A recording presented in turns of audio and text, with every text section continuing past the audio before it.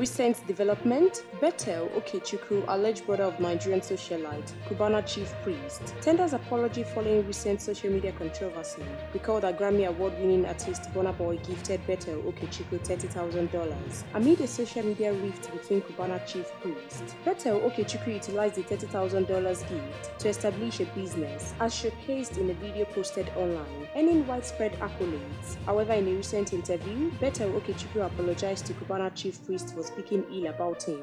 Speaking further, he claimed that his intention was to get Cubana chief priest's attention and assistance in advancing his music career, reflecting on the challenges encountered in the music industry. While this has sparked reactions online, you can as well drop your opinion in the comment box section below. We'll continue to supply you more trending news updates. Please stay tuned to NaijaNews TV.